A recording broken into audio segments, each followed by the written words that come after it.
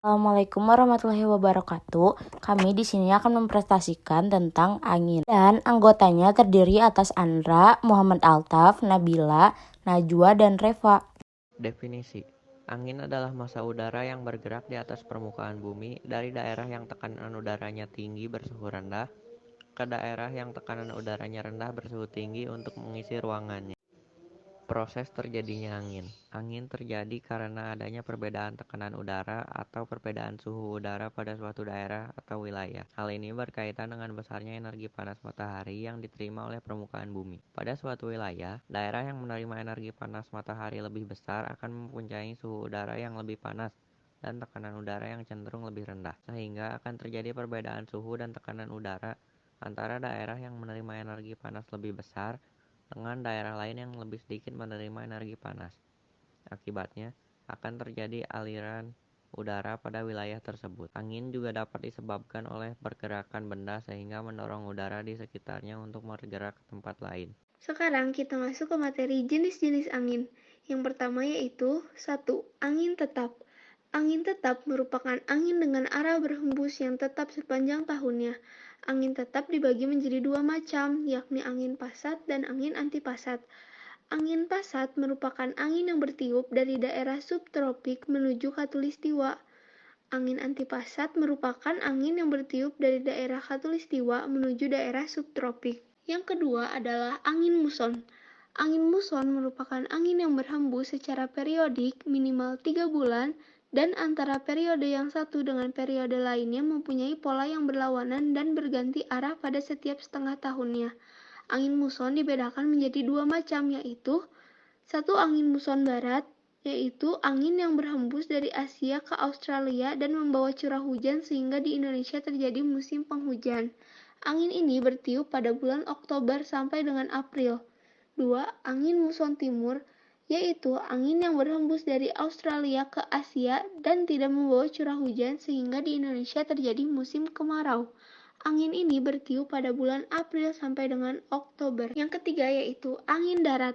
Angin darat merupakan angin yang dikeluarkan pada malam hari dari daratan ke lautan pada pukul 8 hingga pukul 4 yang biasanya digunakan nelayan tradisional untuk melaut. Yang keempat yaitu angin laut. Angin laut merupakan angin yang bergerak dari laut menuju daratan. Angin ini biasanya digunakan nelayan tradisional untuk pulang sehabis melaut. Kelima yaitu angin lembah.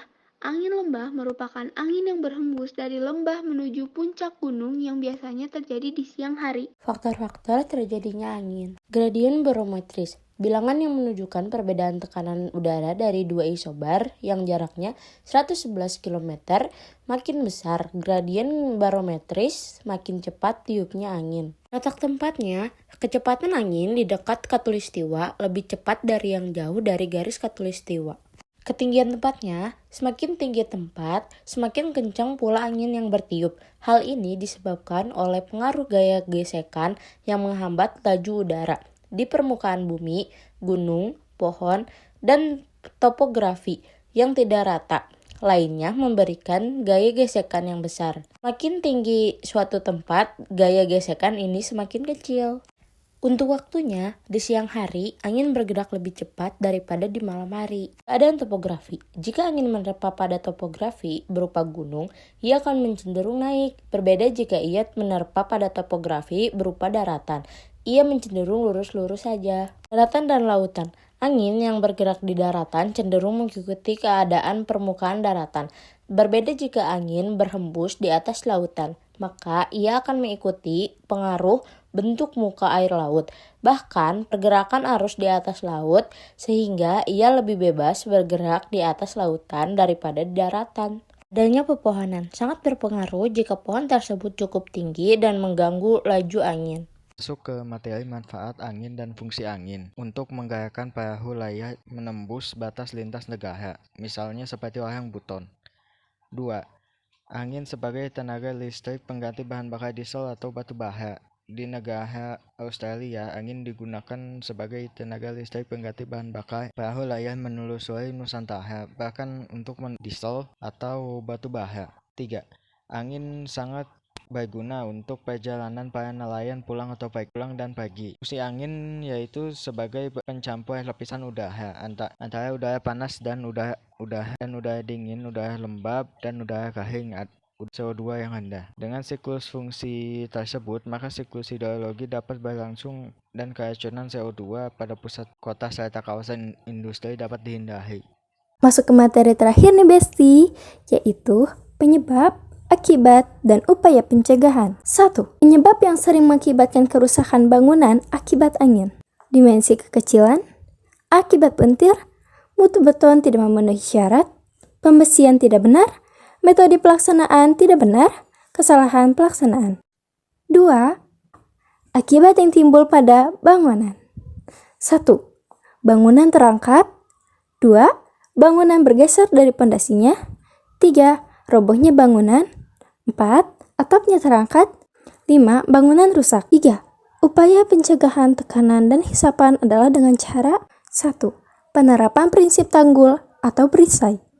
Misalnya dengan pohon tinggi berdaun rapat atau dengan pagar tembok dengan memberi kekuatan berupa kolom praktis pada jarak 3-4 meter dan kolom berkekuatan yang miring posisinya pada jarak 6-8 meter serta menggunakan slop dan balok atas dinding.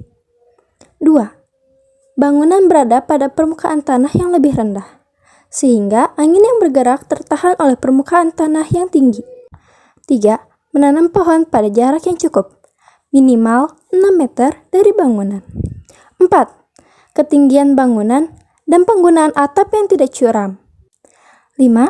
Membangun bangunan baru atau rumah atau lainnya. Memerhatikan persyaratan penting, yaitu yang pertama, lebar atau bentang bangunan idealnya. Kedua, bahan kerangka bangunan. 3. Hubungan antar unsur, slab, kolom, balok ring, dan lain-lain. 4.